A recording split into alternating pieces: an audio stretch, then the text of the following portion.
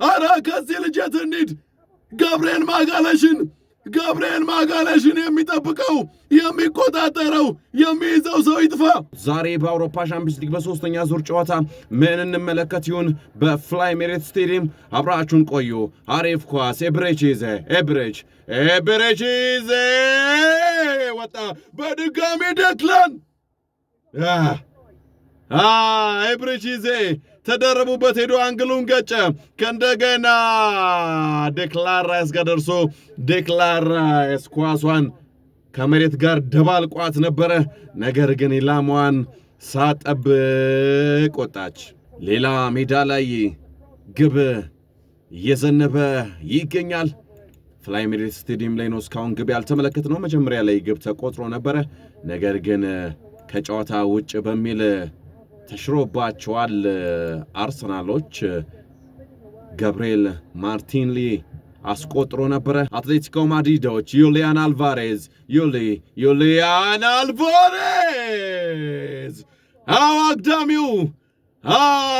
አግዳሚው ገጭቶበት ወጣ። የመጀመሪያ አስደንጋጭ ሙከራ አደረጉ። ዩሊያን አልቫሬዝ እድለኛ አልነበረም። ኳሷ አግዳሚውን ገጭታ ወጣለች። አርሰናሎች በግራው የሜዳ ክፍል ላይ ቅጣት ምት አግኝተው ቅጣት ምቱን ዴክላን ራይስ ሊያሻማው የተዘጋጀን የሚገኘው ዴክላን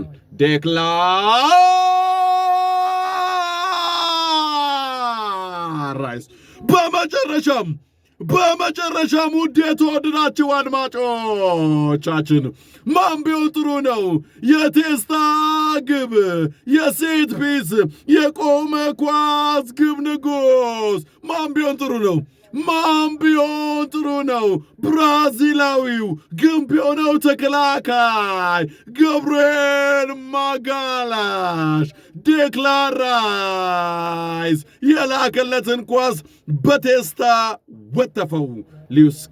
ሊዩስ ኬሊ አተረማምሷቸው፣ ሰባብሯቸው፣ አፈራርሷቸው መጣ። ሊዩስ ኬሊ አሪፍ ኳስ ለገብርኤል ማርቲኔሊ። የጉድ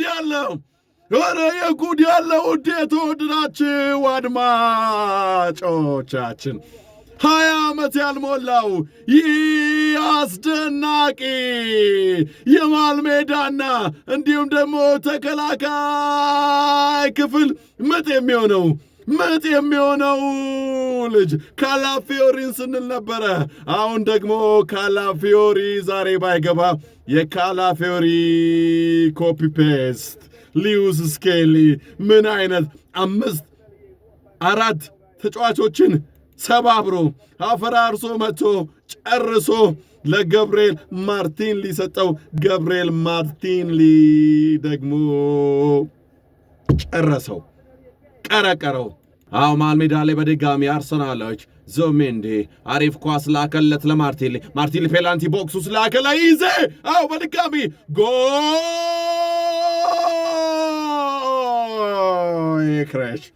ቪክተር ዮኬሬሽ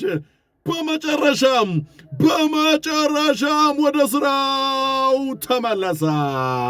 ቪክተር ዮኬሬሽ አርሰናሎች ሁለተኛውን አጋማሽ አንድ ጎል ብቻ ያግቡ እንጂ ከዛ በኋላ አርሰናልን መቆጣጠር ከባድ ነው። አርሰናሎች 67ኛው ደቂቃ ላይ ሶስተኛ ግባቸውን አስቆጠሩ። ቪክተር ዮኬሬሽ ደግሞ የግቡ ባለቤት ነው። የተወውን የጠፋበትን ሴሌብሬሽን ዳግም አደረገው። 3-0። 69ኛው ደቂቃ ላይ አርሰናሎች ሌላ የቆመ ኳስ የማዕዘን ምት አግኝቷል። የማዕዘን ምቱን ዴክላን ራይስ ሊያሻማው ነው። ምን ይፈጠር ይሁን ደግሞ? አሁን ዴክላን አሻማው። ገብርኤል ማጋለሽ የገጨውን ኳስ! አረ የት እንሂድ? አረ ከዚህ ልጅ የት እንሂድ? ገብርኤል ማጋለሽን የሚጠብቀው የሚቆጣጠረው የሚይዘው ሰው ይጥፋ። ገብርኤል ማጋሌሽን የሚል ሰው ይጥፋ።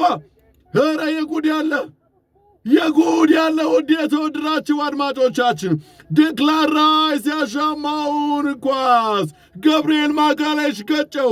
ገብርኤል ማጋሌሽ የገጨው ኳስ ቪክተር ዮክሬሽ ጋር መጣ። ቪክተር ዮክሬሽ ደግሞ በባቱን ያስቆጠረው። ዋይ ቪክተር ዮክሬሽ፣ ዋይ ገብርኤል ማጋሌሽ። አረ ከገብርኤል ማጋሌሽ የት ይኬድ? አረ ይከላከላል 90 ደቂቃ ሙሉ ሳይደክም፣ ሁለት ሳምባ እንዳለው ሰው ሳይደክም ይከላከላል። ሲያስፈልግ ደግሞ እየመጣ ግብ ያስቆጥራል።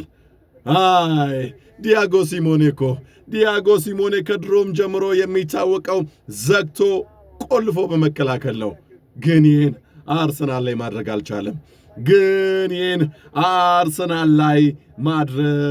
አልቻለም።